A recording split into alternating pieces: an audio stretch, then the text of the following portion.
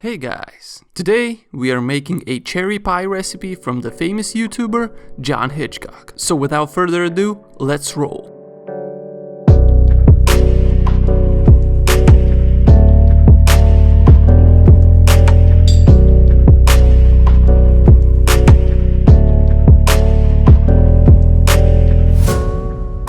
So today I'm not making a regular cherry pie. This is going to be a very special pie straight from the Midwest.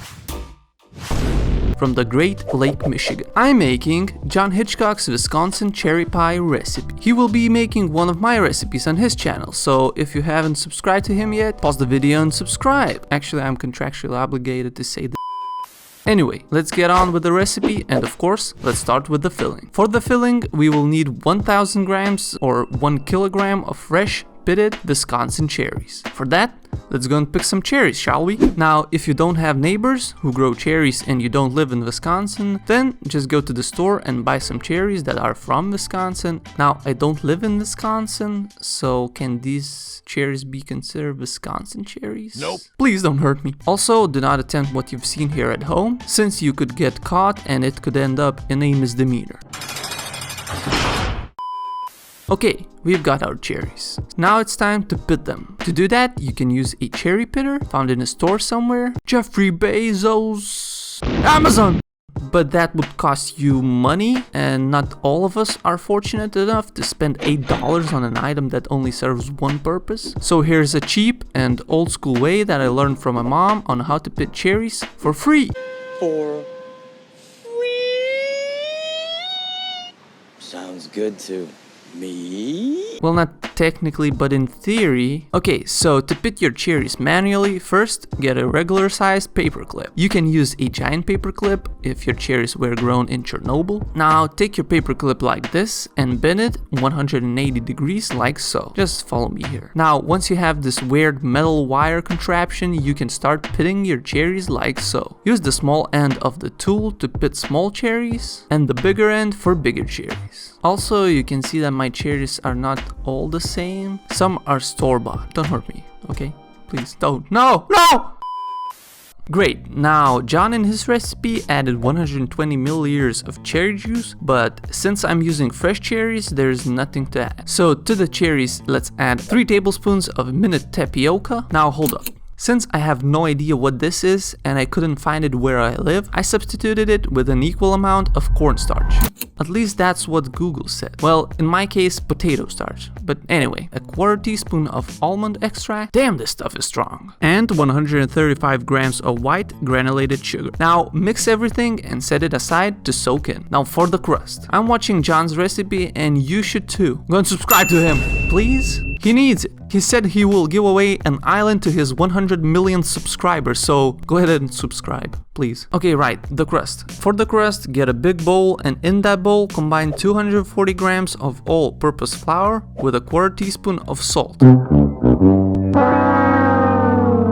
Now, to the flour, add in 205 grams of Crisco vegetable shortening. Again, I didn't have it where I live, so I used a vegan butter that had similar ingredients in it. You can use it too, I think. Now press in the shortening to the flour with a fork, just like John did in his video, and I did in mine right now. Once it resembles wet sand or very wet sand, add in 120 milliliters of ice cold water. A bit at a time until it becomes pretty moist. Initiating moisture. Now what I did was divide the dough into 60% and 40% sized pieces and wrapped it in plastic wrap and let it cool in the fridge for about 20 minutes or so.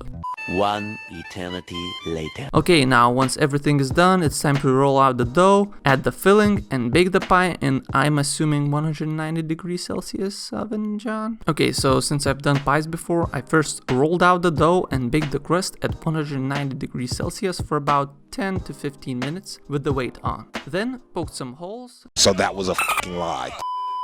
And only then I added the filling that was definitely not sitting in the fridge for 3 days because I wasn't able to make the pie the same day. And then on top I put even sized lattice strips. Now I didn't measure anything, if you want to measure the width of the lattice, you should make them 3/4 inches apart. Then add them on the filling one by one horizontally. Open every other lattice, add a strip vertically, close off the open lattices and open the other ones. Add a strip and repeat. Then just tuck in the edges, and boy, oh boy, let me tell you this. I'm not a baker or a cookie, but this is one of the nicest pies I've ever made, and I'm kinda proud of it. Also, you can make some ornaments from the leftover dough. If you have some more leftovers, you can make some cookies.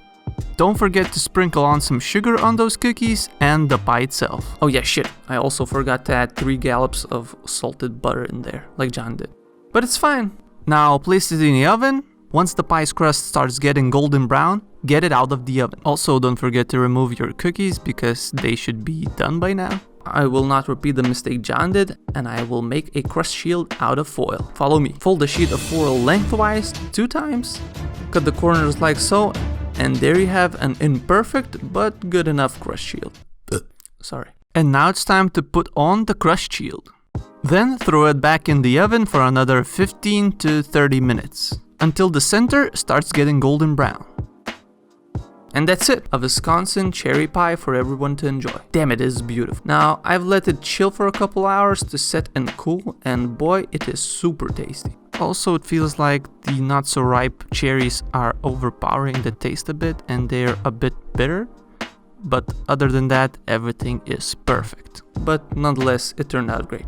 Yeah, also I thought I will leave a video right here in the end on how to put your lattices on in case you didn't see it previously and you couldn't understand it. And definitely not because I want to make this video 8 minutes long. Definitely not. So, yeah. Also, yes, subscribe to John.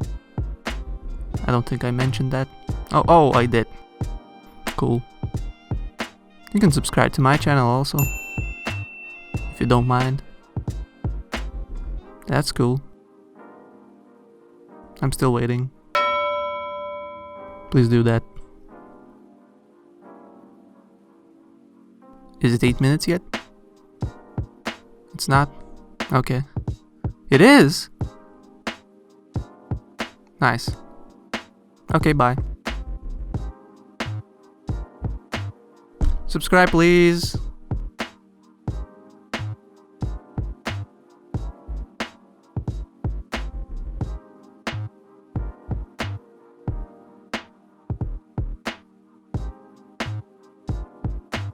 Smash, like, comment, and subscribe. Peace!